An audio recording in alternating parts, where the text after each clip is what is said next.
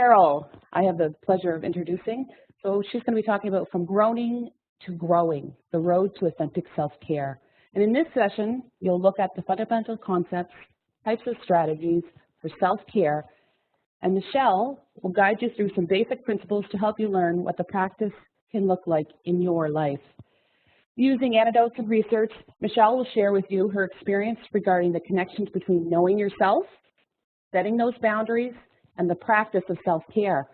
Ultimately, the goal is to give you tools to assist you in the practice, which can lead you to further confidence, less groaning, and enriched growth.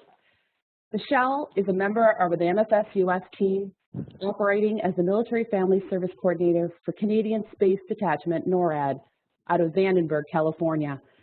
She has proudly worked with military families in a variety of capacities for over 12 years. On her journey, Michelle has developed a passion for and sees the necessity of active self-care as it relates to being part of the military family. As a working mom of two, a military spouse, and an active participant in her community, Michelle strives to live into her values and live the practice of a healthy, well-balanced lifestyle. Michelle also runs a lifestyle blog about the ups and downs of life as a parent, woman, military spouse, which you can check out at www.mumdaymotivation.com. She'll probably have more of that later. It is my greatest pleasure to introduce to you my friend, my colleague, Michelle Darrell. Great to see you all, Michelle. Thanks, Tammy. Awesome. Okay, good morning, everybody. So I do have my video on just so that you can see me. There's something about that that makes me a little nervous, but also I know it's nice to be able to see the person who is sharing with you.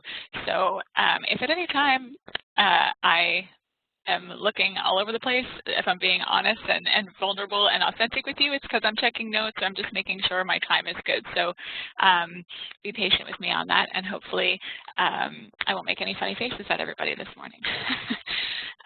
So we're talking today about authentic self-care, as Tammy just mentioned, and one of the things that I wanted to tell you all was a little bit about what to expect for today's session.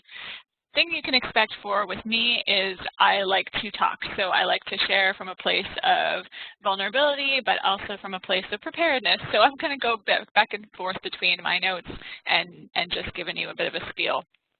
If at any time you do have things you want to chat about, please put them in the chat. We have folks monitoring that for me. I find it so difficult to monitor both the chat and present at the same time. So any questions or ideas that come up in there, my friends and colleagues will help us with that during the Q&A. I may from time to time ask you to raise your hand or do a green check or a red X, but so, you know, wait for it, it's coming. So as far as the presentation flow goes, this is sort of an outline of what you'll be looking at today. We'll be talking about the Mom Day motivation story, which is a little bit about myself. We'll be defining self-care, authenticity, and a few other areas that we want to discuss. We'll also be debunking some myths around self-care and looking at the ideology behind self-care practice and authentic self-care. We'll get into talking about practices, how you practice self-care, and you starting your journey. I'll show you one of a tool that I just have discovered recently that's a nice visual aid called a wellness wheel. And we'll be looking at next steps following this conference, following your thoughts and ideas around self-care and how you can implement them into a practice of your own. All right, so this is the part that everybody doesn't love to do when it comes to themselves, so I get to talk a little bit about me, who I am. So basically, I am a mom of two beautiful girls. I'm a military spouse of 12 years. I am an only child, sorry, so that kind of gives people an idea of my background. I like to think I'm a well-rounded only child in the sense where I did have some step-siblings, and so I have kind of an interesting point of view to pull from, but being an only child was one of the things that brings me to my self-care practice. I guess for me, the thing that I want to share most with you is that I started this whole journey of self-care from personal experience, and then started doing research from there. So it comes from a self-driven place, as I think all self-care should, but also I've tried to back that by looking into self-care practices, folks who engage in conversations around values and wellness as a whole, and how those can be incorporated in my personal and professional life.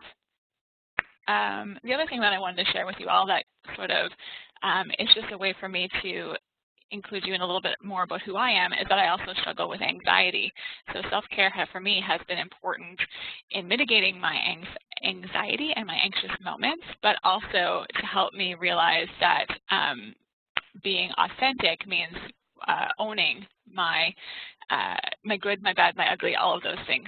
So so I put that out there because I am a proponent for making sure that we start to remove and continue to remove stigma around any mental health conversation. So if you're joining us today and you have any of those feelings and this is at all a trigger for you as we talk around some of this, please note that there are always people you can reach out and talk to and reach out to one of us and we'll get you connected.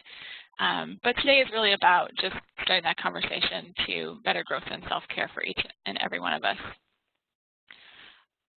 Coming into my journey of self-care, I learned very quickly that not only did I need to know myself, I needed to know myself at a deeper level. I knew who I was on some level, but really knowing my core values and how those played a part in my life, in all aspects of my life, professional, personal, parental, anything. Knowing my values was crucial to knowing how self-care was going to be of absolute most help to me and those around me. So I don't know, give me a green check or a red X if you've ever read the work or know of Brené Brown. So green check if you know who Brené Brown is, red X if you don't know or have not read any of her work. Okay, we're a group of various Brené knowledge. Brené Brown is one of my favorite authors. She's somebody who looks at values and vulnerability and shame and all of these different topics that can be a little bit difficult for us to discuss. And she talks about them in a way that is clear. And for those of you who have read any of Brené Brown, I giggle because clear as kind is one of her favorite ways to talk about communication. But Dr. Brené Brown was the first person I read who really gave me a look and insight into authenticity, and that is my core, one of my core values. So we'll learn more about my research with Dr.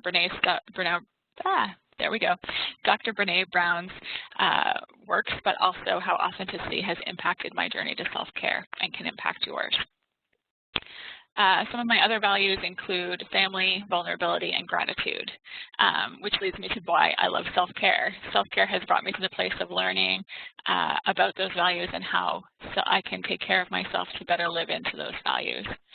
And what's not to love about learning to take care of yourself, pouring back into your cup so you can help others fill theirs, you know, that ideology of putting, you know, your mask on before somebody else is in an airplane so that you can't help others unless you've helped yourself. And the importance of a growth mindset and the importance of being ready for growth.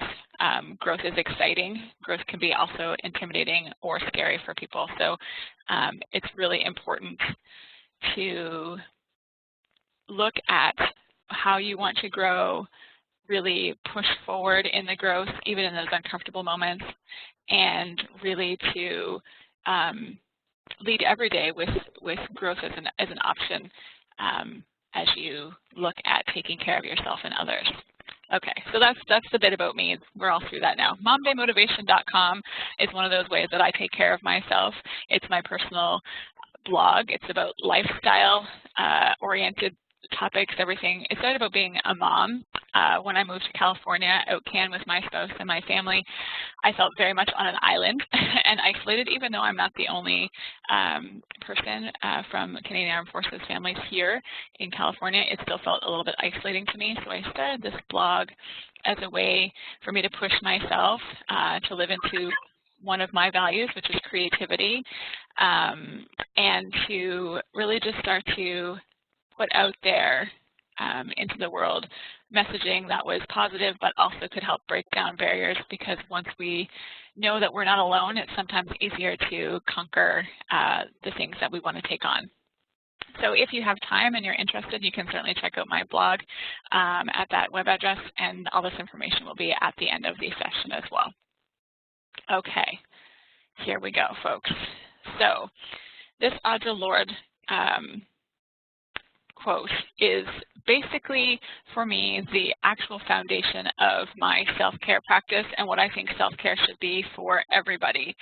The thing that comes with the culture that we live in right now and the conversations people are having around self-care is that it can appear to be very self-indulgent, and really self-care is not self-indulgent. It's self-preservation.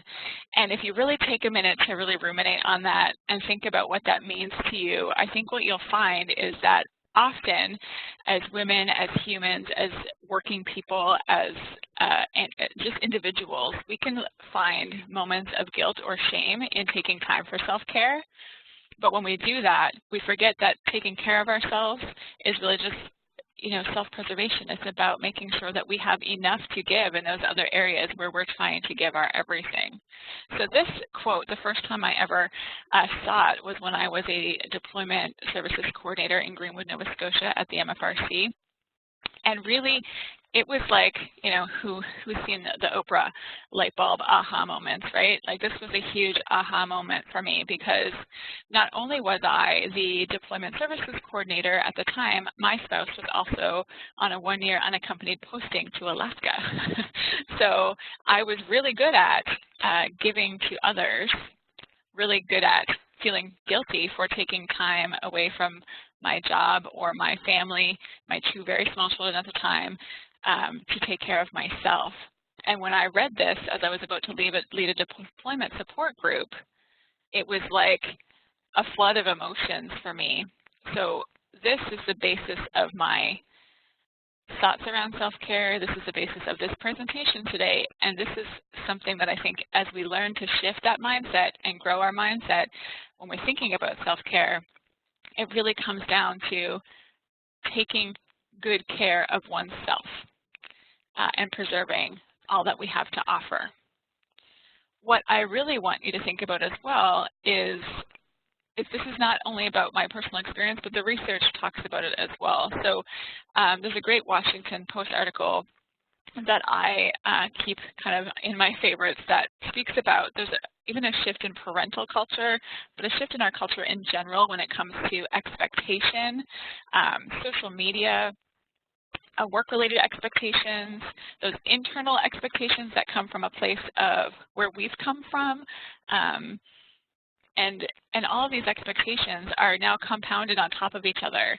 And so I don't know about all of you, but for me, when I look at social media, I really have to look at it with from a place of non-looking at comparisons. So if I'm looking at, let's say, Tammy's Facebook page, and I see that she's traveled and she's done this with her kids, and look, she made that great craft, I should be celebrating Tammy, not saying, oh, well, I didn't take my kids on that Hawaiian vacation, or, man, I should do more crafts with my kids. But we get in that habit of doing that.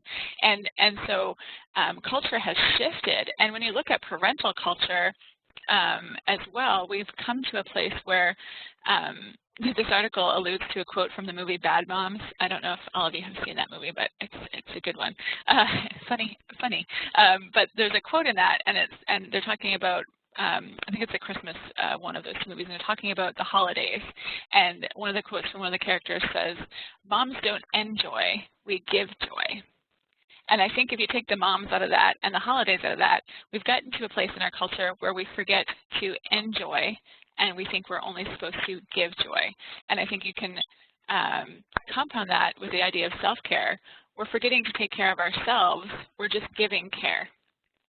So I think it's really important to think about, as we move forward, what things you're doing in your life where you're forgetting to enjoy or self-care, and you're only pushing to give joy or give care. And it's a big, heavy thing to think about.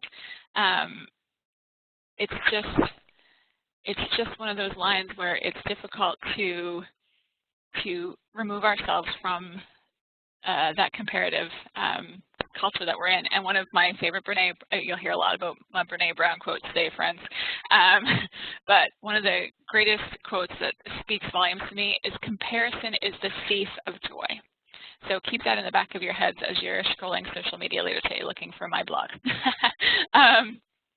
Okay, I also have a weird sense of humor, so bear with me.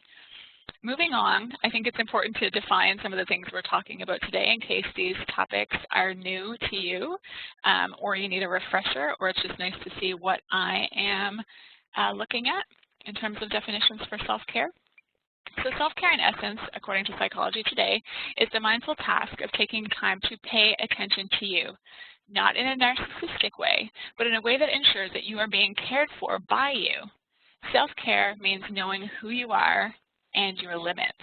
And I think this is crucial because what self-care looks like, if you Google self-care and don't put any of the other words in there, you're going to see ads for spas, you're going to see ads for self-help books, you're going to see, probably ads for things like compression underwear and fashion. Self-care is whatever it needs to be for you, but really the essence of self-care is very mindful. It's not about the things external from you. It's really about what comes from within and knowing your limits and who you are, which is why I like to couple these two things together in terms of values like authenticity and self-care. I think it's super important to think about them in that regard rather than just how we can externally take care of ourselves. The other thing that I wanted to put out there was this definition of authenticity. And so this comes from a website called medium.com. And it was one that sat well with me because there's a lot of ways to look at more clinical and more social ways to look at authenticity, but it's really about presence. It's about living in the moment with conviction and confidence and staying true to yourself. An authentic person puts the people around them at ease, like a comforting old friend who welcomes us in and makes us feel at home. Now, the caveat that I would add to that, I would also add at the end, we put ourselves at ease. We are at ease in situations. We are at ease with ourselves, our decisions, and with the way we present ourselves. So I think it's really important when you're looking at authenticity, it's not one moment. It's not, people aren't either authentic or inauthentic. We have to choose authenticity in those moments. I think that I'm just reading Joanna's statement here in the chat as I was clicking over quickly. It's really important to know that you have to be okay when people aren't at ease with you, absolutely, because they're going through their own journey and their own story. So I think it's important to know that authenticity comes with this level of understanding of yourself and ease in that. And so I was talking to my daughters, they're 7 and 9, about authenticity. That was a hard conversation. They're like, what? But one of the things I was saying was it's like when both of my girls do dance, and my oldest, she's really hard on herself, and she does ballet. And I was saying being yourself, which is what we talked about with authenticity, is about being okay with having to practice being yourself. And, she looked at me kind of with that like blink, blink eyes. And she said, but Mom, I am myself. And I said, yes, but are there times when you go into a situation and you act a certain way because you don't want to deal with the outcome of what people might think if you're truly exactly saying or doing what you want to do? And she kind of looked at me like, yeah, sometimes in class, she's in 4th grade, I don't give an answer because I'm not sure if people will laugh at me or know if it's right. And I thought, I'm glad we're having this conversation about authenticity with young girls, and we need to continue to do that with ourselves, because what it means is being uncomfortable a little bit over time, especially at the beginning, and getting more comfortable with who we are.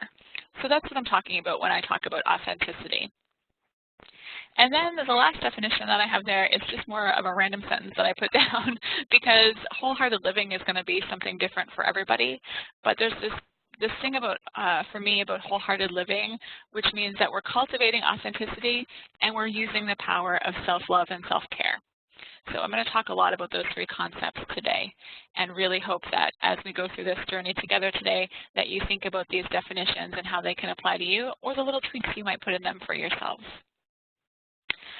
All right, we're flipping a page, folks. Here we go. I think it's important as we talk about self-care to debunk some of the myths around it. give me a green check if you feel as though sometimes taking a moment of self-care is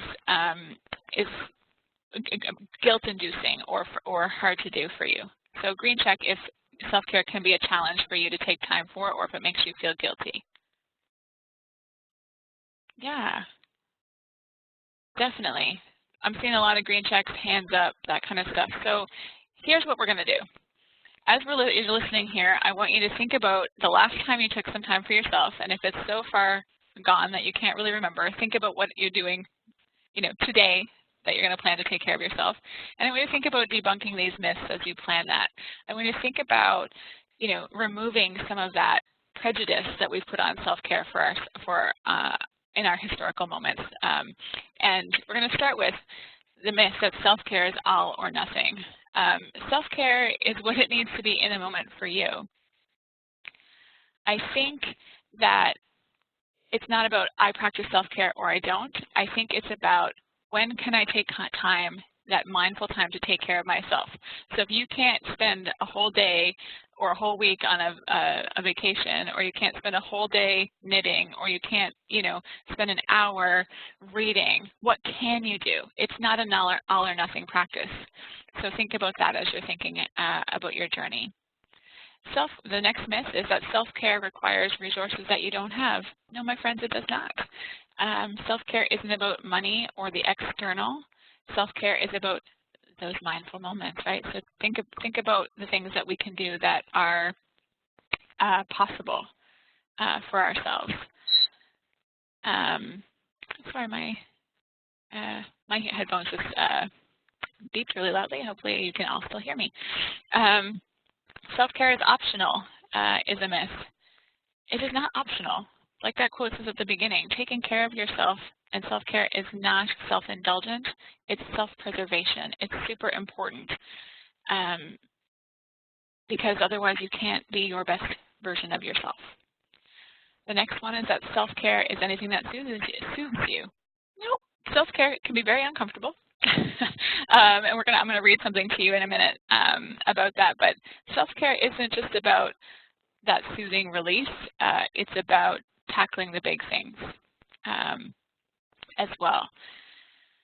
The next one is we have to earn the right to practice self-care. Okay, friends, you do that every single day when you breathe in and you breathe out and you wake up and you open your eyes because you are a human being who does things. You have the right to practice self-care. Don't let anybody tell you otherwise.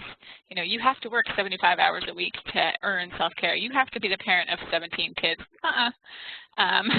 You have that right. It is your right to practice self-care.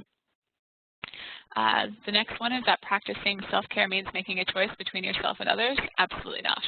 Self-care means that you're making the choice for yourself, for others. Okay? That there's a couple of things that I always were aha moments for me. When I was old enough and had my own kids and realized that it wasn't selfish to put the face mask on yourself in the airplane before your kid, I used to think, as a young, immature, 20-something, what kind of mother would put the mask on herself before she put it on her kid? Okay, one who wants to actually save her kid, now that I know those things. Or the other one is that if you have a broken leg, let's say, you're running and you trip and you fall and you break your leg, are you going to just go home and throw a Band-Aid on it? Absolutely not. You've got a bone jutting out. You're gonna go take care of that by a professional. And in the mental health world, we forget that. We forget that when we are feeling off or a little bit quote unquote broken in moments in our mental health or in our spiritual self, that we should take time to go seek attention and help for that. So maybe it's a professional, maybe it's that time to rejuvenate, maybe it's taking on something difficult or admitting something difficult. So it's actually it's not making a choice between yourself and others. It's actually so you can be your best self in the world for others as well. Self-care is not just for people who are sick, and it's not just for people who are gone to one extreme of feeling stress or anxiety. Self-care is for everybody. Every single person in your house could be practicing self-care. When your cat goes and lays on the floor in the sunshine, I think they're practicing self-care. Not to be funny about it, funny about it, but I think fundamentally we need to be practicing self-care for everybody. Self-care takes a lot of effort. It can, but it also can just be small little moments. You know, if you do the dishes, you know, taking a moment of mindfulness while you're sitting in front of the sink doing the dishes, feeling the water run over your hands, taking a moment to breathe, that kind of thing. Those are self-care moments if that works for you. So it doesn't have to take a lot of effort. And the last one is that the myth is that self-help is self-care. Self-help is amazing. Self-help is great, but it's not self-care, because sometimes self-help can put a lot more things on your plate that you need to do or want to do to better yourself, to push yourself to your next goal, to push the next level of growth for yourself. But in those moments, as you're growing, learning, pushing, you still need to take care of yourself. So if you read 6 or 7 self-help books and try to take all of that on at once, but never actually take the time to attend to who you are, that's not really self-care. So those are some myths about self-care. Give me a green check or put your hand up, especially if you're on a mobile device, if you have, if any of those myths were something that you believe. So a green check or a hand up if you used to believe one of these myths. Yeah. I'm just checking through the little scrolly bar to see how many green checks or hands up I got. Myself included, folks. My green check is there too. So when we're thinking about these things, I really want you to start removing from your mind some of those historical references to self-care you have, some of those prejudices we have around, you know, what we've seen self-care look like for others, and how we can move forward from that. So I'm going to read a little bit of this quote to you. And I really want you to think about it as we go. I'm not going to read the whole thing because it's a decent size quote, but talking about self-care is anything that soothes you, and that myth. And I read this, a friend of mine shared this on Facebook, The Power of Social Media, in a beautiful way. And she is somebody I used to practice yoga with in Greenwood. And the title line is what caught me. The title line is, self-care is often a very unbeautiful thing. It is making a spreadsheet of your debt and enforcing a morning routine and cooking yourself healthy meals and no longer just running from your problems and calling the distraction a solution. It is often doing the ugliest thing you have to do, like sweat through another workout or tell a toxic friend you don't want to see them anymore, or get a second job so you can have a savings account. It might be that you have to figure out a way to accept yourself so that you're not constantly exhausted from trying to be everything all the time, and then needing to take a deliberate mandated break from living to do basic things like drop some oil into a bath and read a magazine and turn your cell phone off for the day. In a world in which self-care has to be a trendy topic, it's difficult. Self-care should not be something we resort to because we are absolutely exhausted, that we need some reprieve from our own relentless internal pressure. True self-care is not necessarily salt baths and chocolate cake, but it is making the choice to build a life that you don't need to regularly escape from. And that often takes doing the thing you least want to do. And this is the most important part coming up to me, because this is the part that really is where it comes in to play in my heart of hearts, not just in the Instagram post of it all, right? It often means looking at your failures and disappointments square in the eye and re-strategizing. It is not satiating your immediate desires. It is letting go. It is choosing new. It is disappointing some other people. It is making sacrifices for others. It is living in a way that other people won't, so maybe you can live in a way that other people can't. It is letting yourself be normal, regular, and unexceptional, but it is sometimes having a dirty kitchen and deciding your ultimate goal in life isn't going to be having abs and keeping up with your fake friends. It is deciding how much of your anxiety comes not from actualizing your latent potential and comes from the way you were being trained to think before you even knew what was happening. And here's the last part of it that says, it is becoming the person you know you want and are meant to be. It's someone who knows that the salt baths and chocolate cake are just a way to enjoy life, not escape from it. And the person who originally wrote this her name was Brianna Weist. And I just thought how impactful some of those thoughts are. Because taking care of ourselves and really having true self-care means that we will enjoy the moments of salt baths and chocolate cake, that we're not hiding away and doing those things in hopes for feeling something different, but that we're actually enjoying those moments. And so nothing wrong with, those indulgent moments, but thinking about self-care on a much deeper level so that you're enjoying those bits of life, not just making those the things that you need to do to escape the regular. And I thought that was super powerful. Yeah, anyway, that one always gets me. So I'm a little distracted right now, sorry. So aside from thinking about those things and unpacking the myths and learning the definitions, self-care, like I said, starts with you, and it starts with a bit of self-reflection. So I'd like you to think about these questions as you start your journey for self-care. The first one is, what areas of my life require self-care? In what areas do I find myself struggling or in need of some care moments?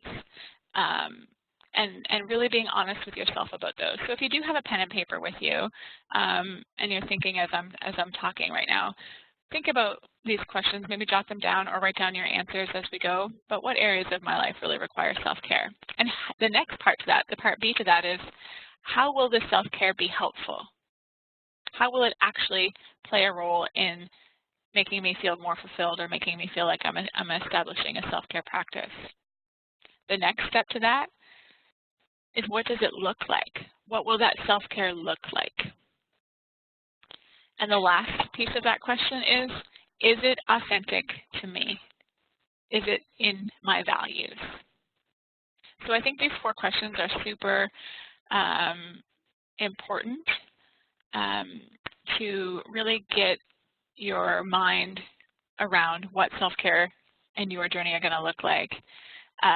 Just in reference to that article, I will attach the article to the after session email, so everybody can read the full article that I just read to you. And these 4 questions I will include as well, so that you can follow along with those.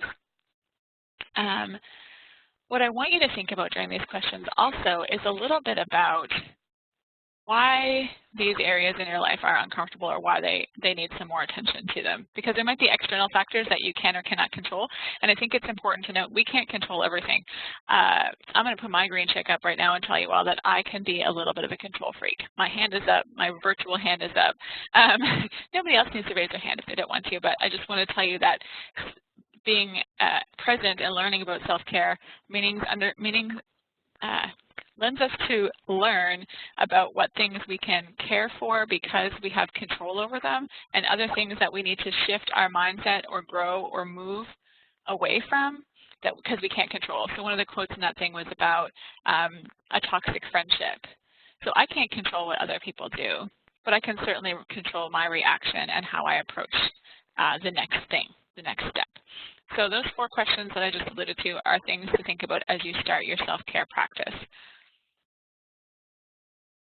Okay, we are pumping right along here. So if we're talking about self-care and looking at where these self-care things need to be focused, let's look at types of self-care. There are a couple in here that, as I started my self-care journey, I was like, oh, shoot, never thought about that. So physical self-care was one that I started with. To share a little bit of an anecdote, about 10 years ago when I had just about 10 years ago, because my oldest daughter will be 10 this fall. In November of 2010, after she was born in September, I started my physical self-care journey. It was an obvious journey for me. I needed to get healthier, to be a great mom, and to be a great partner to my husband. And I lost over 100 pounds by taking care of myself. That meant I got judged when I went to my, I did Weight Watchers, so that's not a promo, that's just a share moment. But I went to the meetings and people would look at me there as I dragged my 6-week-old, 8-week-old baby with me to those meetings at 9 a.m. on a Saturday morning, or they'd ask, oh, well, where's your daughter? And I felt really judged for taking care of myself. But one of the things that I knew was that if I didn't take those moments to take care of myself, I wasn't going to be around to take care of her. You know, simple as that. That was a hard slap in the face aha moment of reality. So yeah, that's just a little anecdotal moment there for you to share that I wanted to share with you guys, because physical self-care may not be on your list. Maybe it is. So that's one option. Emotional self-care. Oh, Skippy, that's a big one. In my world anyway, taking care of oneself emotionally can be challenging. I am a sensitive person with a blue personality. If you've ever done any personality tests like that, I am a heart on my sleeve kind of gal. So emotional self-care is important to me. And it's important to a lot of us, because how we manage our emotions and how we take things in is really how we also put things out. So checking yourselves emotionally. Personal and internal self-care. What does that mean? That means making sure that, I just have a little note here that I wanted to read about that, because I was looking at this one. I find this one challenging.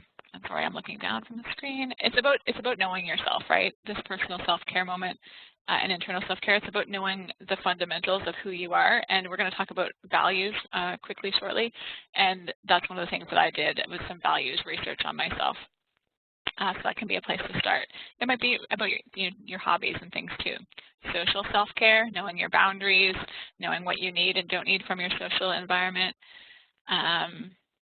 That kind of thing. Spiritual self-care, knowing how you feel about the area of spirituality, how it's a practice in your life, why it's important, why it hasn't been important. Environmental self-care, what's happening in your environment, what's happening in your house, in your workplace, in your car, the things that you put around yourself. Financial self-care, this is one that is a lot of people's struggle. How do we take good care of our finances? How do we learn to budget? All of that good stuff. Maybe we need to look at, pulling out all the paperwork things, printing those online, statements off, and really looking at the hard stuff. And work-related self-care. It's important to know your boundaries at work as well, and know your limitations, and know how you can take care of yourself in your workplace. So these are the types of self-care that we can consider when starting our journey. We're about 40 minutes into our conversation. I do want to push through to get through a few things. I love that people are chatting in the chat, and I can't wait to chat with you all in the Q&A. If I go a little quickly through a couple of things, it's because I'm a talker, and I need to do that. As you're looking at all of the stuff that we've just covered, it's really about combining these concepts of self-care, authenticity, and wholehearted living, letting go of perfectionism, and finding some self-compassion. One of the things that comes in the self-care practice can be difficult is being gentle with yourself as you go through this journey. Self-care is a practice. It is a journey. It is not perfect, and nobody is perfect. Nothing is perfect. So reminding yourself of that. So what's next? We've talked about the ideologies behind self-care. So now we need some tools and tricks for the toolbox, right? So here's some really basic self-care, what self-care can be, and we're going to look at a few tools over the next few slides, and this is a good time also to take some notes and think about how you already incorporate self-care into your life, or where you can better incorporate it. A couple of the ones on this little bubble that I kind of like is asking for what you need. That can be challenging. Setting boundaries. I am a huge cheerleader for boundary setting and being clear with that. Brene Brown, again, clear is kind. What she's saying in that is, if you are clear with your expectations, if you are clear with your boundaries, if you're clear in communicating with others, which requires a little bit of vulnerability and authenticity, but if you're clear about that, there's a kindness in that. Saying to your friend, hey, Stephanie, I'd love to come over to your house and help you with your kid's birthday party, but I really have to put myself ahead of things this weekend and spend some quality time at home. I have been working a lot lately, so as much as I'd love to come early and help you with that, I can't this time. And being clear with that instead of hemming and hawing and then canceling at the last minute because you panic, right? Or showing up and then being a hot mess at home afterwards. Saying no. And this one for me is like the aha moment, forgiving yourself. We are going to make mistakes. We are going to feel like we've made mistakes, and we're going to feel like we've made choices that either step outside of our values or our comfort or what we would like to do. And we're going to forgive ourselves for that, and we're going to move on, because holding on to personal regret, personal is really challenging for us, and we can't move forward in our journeys if we hold on to that negativity. Okay, so to the next slide. On your journey, here's a list of things that I think are helpful when we're building a practice of self-care. So I took these sort of three headlines and tried to put things under them that would be helpful. Under gratitude, the importance of gratitude and the research on gratitude and how it can help people in their day-to-day lives is mind-blowing. The benefits are outstanding, and it only takes a few minutes. So we're talking about, the practice of self-care and it not needing to take a ton of time and resources. If you have a pen, a piece of paper, a napkin, a pencil, a lipstick, and a napkin, anything, you can write down something that you're thankful for. You can, so many of us carry these bad boys around, right? You can use your notes section of your cell phone to write down your gratitude. It doesn't need to be difficult. It doesn't need to take a lot of time. But what I'd like everybody to do right now is just take a quick second to think about one thing very quickly in their head, no need to share, that they're grateful for right now. I'll share with you guys. I am so grateful for, I have fruit trees outside, and right now as I'm looking past my computer, I have two beautiful bowls of lemons and oranges, and they are so colorful and bright that they are keeping my mood elevated and making me feel, connected. So that's my gratitude in this moment. I'm also grateful for each and every one of you for listening and sharing today as we go through this journey of self-care. Little moments are so important in gratitude. Sharing your gratitude with others can be really great. Telling others you're grateful for them. Let me tell you, these ladies that I work with here at the MFS US team, I'm grateful for them every single day. And I forget to tell them often. But if we start sharing our gratitude with others and sharing that with our family, and practicing gratitude as a family can also be a great way to start the self-care journey, because then you're teaching those around your table about self-care at the same time. It's like a win-win for everybody.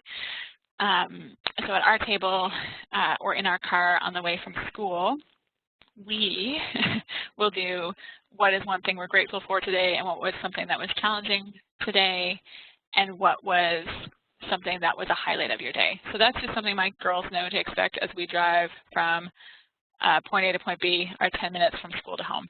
And that was something I had to practice with them when we moved, because as military families, moving is hard. It's hard on us as adults, it's hard on us as kids. So we built a family practice of sharing and gratitude, and it became a habit for us. So that's something around gratitude. Mindfulness and breathing. There are so many apps and YouTube videos, 3-minute mindfulness sessions. Calm is an app. I am not sponsored by anybody, by the way. I just like to say that. I feel like in this world that we live in, it's important to note those things. But there's so many apps out there that, 1-minute breathing techniques. And even if you wear an Apple Watch or something of the type, some of those watches, my Apple Watch will prompt me a couple of times a day to take a minute to breathe.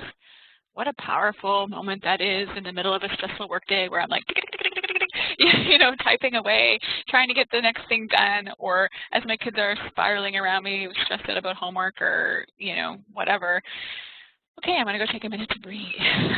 And it can just center you and bring some clarity back to your mind.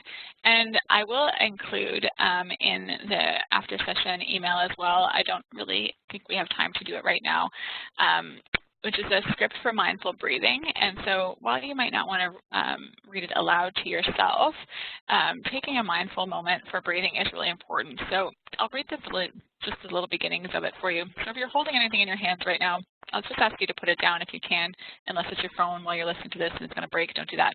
But relax yourselves a little bit. And I'm just going to read you the first paragraph. I'm going to ask you to slow your breathing, shake out your shoulders, and to close your eyes for just a moment. Bear with me, I know. But you're going to start by settling into a comfortable position and allow your eyes to close, or keep them open with a softened gaze. Begin by taking several long, slow, deep breaths, breathing in fully and exhaling fully. Breathe in through your nose and out through your nose or mouth. Allow your breath to find its own natural rhythm. Bring your full attention to noticing each in-breath as it enters your nostrils, travels down to your lungs, and causes your belly to expand. And notice each out-breath as your belly contracts and air moves up through the lungs, back through the nostrils or mouth. Invite your full attention to flow with your breath. So that's just a snippet of this mindfulness exercise. I can tell you, if you went on YouTube right now and Googled, mindful breathing, mindful minute, mindful meditation, there's a lot of free videos that are great out there that can just help you center yourselves before bed, before a meeting, as you start your day. Positivity is such a huge thing that we should be cultivating in our lives, and it can be really challenging in the midst of a day. So taking these moments to yourself can be so extraordinarily empowering because look at you. You took I read that it was about 40 seconds maybe. 40 seconds of self-care today, friends. Clap, clap, love it. That's all it takes. It's just a minute of time to recenter, refocus, and invest in your well-being and yourself. Okay, so the last part around authenticity and values, I will be attaching a link as well in the presentation in the after session emails for a values exercise through Brene Brown, through her website. And it really just has you look at, explore your values and what things might stand out to you. We were fortunate enough as a team to do some values exploration at our conference for MFS US this year and some training, and what a powerful tool it was just to not only understand our own internal values, because I think for some of us those were great moments, but also to know each other's values. So doing this with your family or your partner or those who are close to you, good friends, talking to them about values and really getting to know where they come from and how they are approaching the world is so powerful. But can you imagine how powerful you will feel as an individual by knowing exactly, the values that are true to who you are, and then you can be true to those values, knowing that you want to live into those values, and the steps that you take to take care of yourself will embrace those values. You will be unstoppable. It's a great feeling, and those values allow you to build your boundaries. They tell you, you know what, I'm not going to go and be a part of that project with, I'm trying not to use the name of anybody who might be on this thing, with Jarrett, that's my husband's name, but I'm not going to go be on that project with Jarrett, because every time I go into a meeting with him where we want to brainstorm, I feel like I have to do the fakeroo. I feel like I have to put on something that I'm not. And if authenticity is my value, that's a boundary I need to place. And maybe sometimes you don't have the choice but to be in that meeting with, Jarrett, who's fake, but you have your boundaries and you know that you will live into those values, and that you at least be aware that that may be a challenge. And then you're going to go back later when you do your self-care and you're going to say, in my workplace, I need this XYZ for my self-care. All of this, though, requires a little bit of vulnerability and bravery, and you'll get there. The more you practice, the more you get into self-care, the more you know yourself, you will have the bravery, the vulnerability, and the audacity even, which is, sometimes used as a negative, but I think you'll have the boldness to live into those and to be living into exactly who you are on the regular, which is the idea, right? So here's some other ideas for 5-minute self-care. These will be in the packet as well. Book an appointment you've been putting off, because goodness knows if you got something laying in the back of your head and you're putting it off. Once you book it, that's gone. That's taking care of yourself. Find a video of cute animals online. Who doesn't love a cute kitten video? Some people don't, but I do. Listen to a song that makes you smile. I'm going to, green check this because everybody has their jam, right, that they know when they're in the car by themselves that they're going to crank up just a little louder. Right now, I am loving a song called Dear Me. I don't know, I can't remember the name of the chick who sings it, but it's basically about when you're down, you're standing taller. Don't forget to drink your water. You're smart as hell. You're your father's daughter. These are the lyrics, right? It's all about empowerment, and that is driving me every day to work as I'm like, I got this. And that's self-care, friends. What else did I want to share with you? Self-care practice is all about trial and error. Some things are going to work for you, some things are not going to work in your life. I always tell people, because they ask me a lot about my weight loss journey, and I say I had to find something that worked in my life, not for my life. So it had to work in my every day, in the day-to-day. It couldn't be all-encompassing. It couldn't be everything. So it had to work in my day and in my life. It couldn't be all that I was thinking about.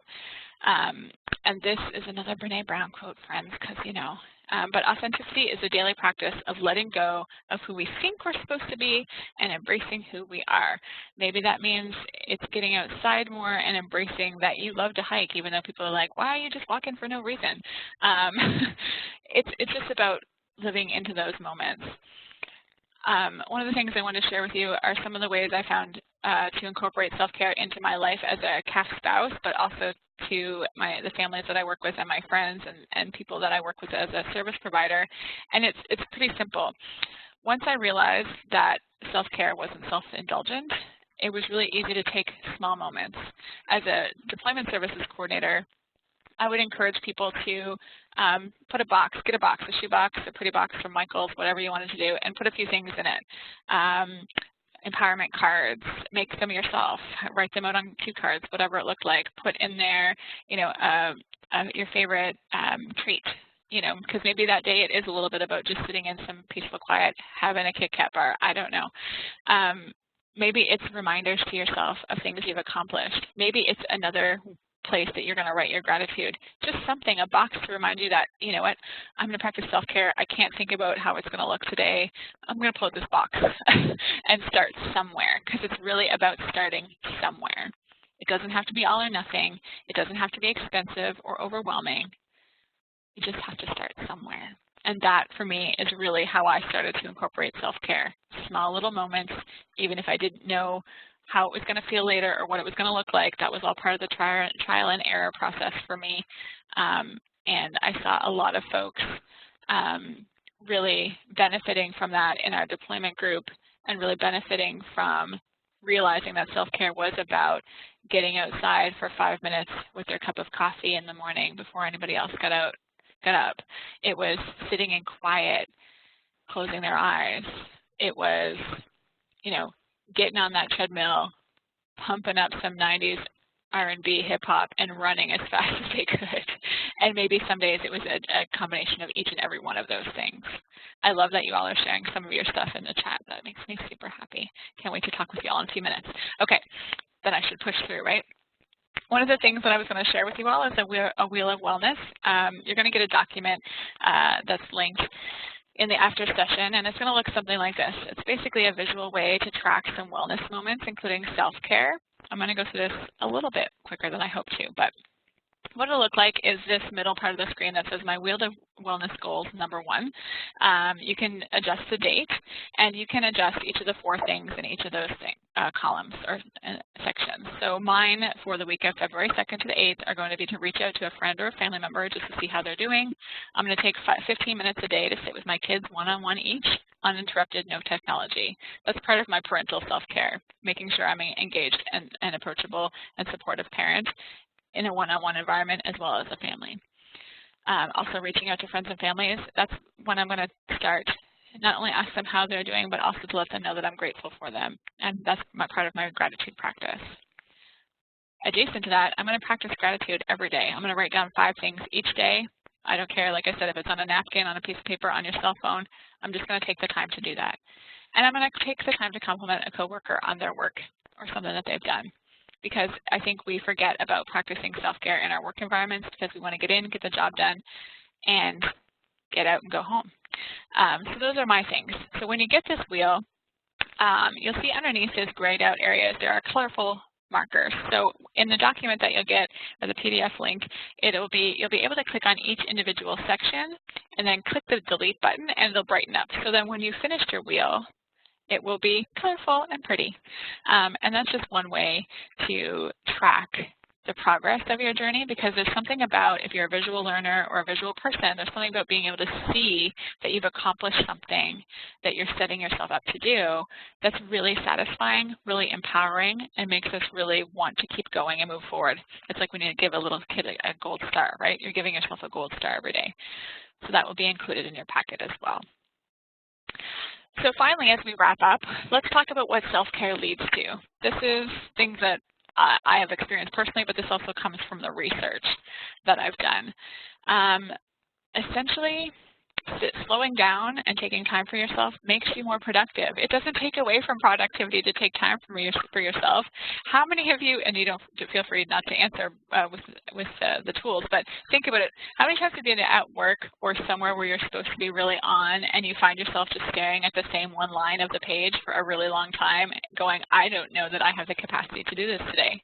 So now you've sat there for a good 20 minutes to a half an hour mulling something over, that if you walked away from your desk or from your kids or from wherever you're at for a minute, if it's safe to do so, and just took in that 5 minutes of fresh air, a moment of mindful breathing, that you could come back refreshed and more productive.